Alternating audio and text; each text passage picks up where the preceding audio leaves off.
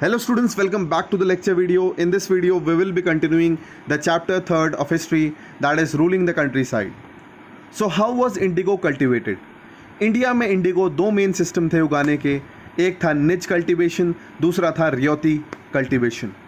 निच कल्टीवेशन में planters Indigo produce करते थे अपनी ज़मीन पर, जिन पर डायरेक्ट कंट्रोल था उनका. ही either bought the land or rented it from the other zamindars and produced indigo by directly employing hired laborers. तो वो क्या करते थे, वो ज़मींदार से ज़मीन रेंट पे लेते थे प्लांटर्स, और लेबर्स को हायर करते थे उसमें इंडिगो उगाने के लिए. लेकिन प्रॉब्लम थी निच कल्टीवेशन के साथ, because planters found it very difficult to expand the area under nij cultivation. Large area चाहिए होता था, फर्टाइल लैंड चाहिए होता था इंडिगो कल्टीवेशन के लिए, जो उनके पास नहीं था, और उनको स्मॉल पैचेस ऑफ लैंड ही मिल पाते थे. They attempted to lease in the land around the indigo factory and evict the peasants from the area. तो उन्होंने कोशिश करी कि जो इंडिगो फैक्ट्री थी उसके आसपास की जगह, वहाँ पर वो लीज पर ले सके ज़मीन, और वहाँ के जो they also tried to evict the peasants from there, but जो पेजेंट्स थे वो वहाँ से नहीं हटते थे और कॉन्फ्लिक्ट होता था प्लांटर्स और पेजेंट्स और फार्मर्स के बीच में. और प्रॉब्लम वो फेस कर रहे थे, that was labour. Indigo production है that required a large amount of hands. Labours ज़्यादा चाहिए होते थे इंडिगो प्लांटेशंस के लिए, but at the same time rice cultivation होता था and farmers and peasants were busy there. Which cultivation required many ploughs and bullocks. बैलगाड़ियाँ चाहिए होती थी, प्लोज चाहिए होते थे, लेकिन वो प्लोज और बैलगाड़ी बिजी थे राइस कल्टीवेशन में. So what is a bigha? A unit of measurement of land. तो ब्रिटिश रूल के अंडर जो साइज़ था अलग अलग था. In Bengal the British standardise it to about 1/3 of an acre. तो 1/3 of an acre is called a bigha. Bullock carts ना होने के कारण इंडिगो प्लांटेशन में बहुत दिक्कतें आती थी.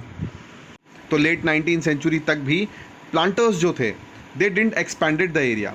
Less than 25% of the land producing Indigo was under this system.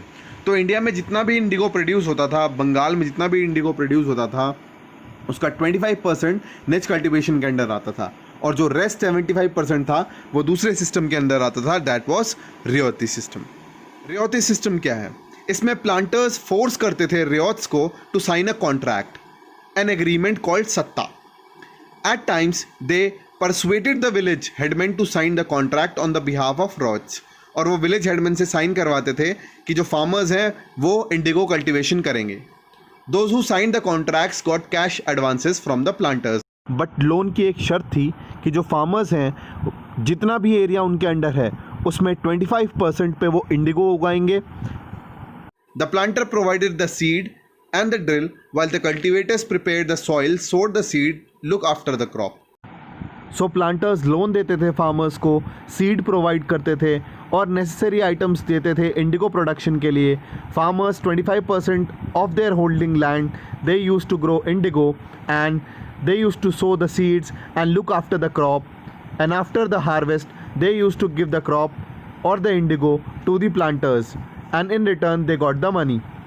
But the money used to be very less as compared to the loan.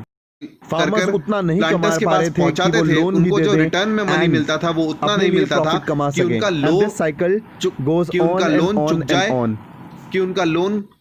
There were other problems too. Planters usually insisted that indigo be cultivated on the best soils in which peasants preferred to cultivate rice. Now the peasants wanted to cultivate rice on the best land that they have, because from that they can earn money, they can sell that rice. But the planters wanted to grow indigo in that piece of land. Planters चाहते थे कि Indigo fertile soil पे हो, but जो Indigo की roots हैं वो बहुत नीचे तक जाती हैं लैंड में, and the fertility of soil decreases, and thereafter the soil is unfit for rice cultivation. This was the major problem that the farmers or the peasants were facing by accepting the royalty system to grow indigo. They wanted to get out, thus the Blue Rebellion happened.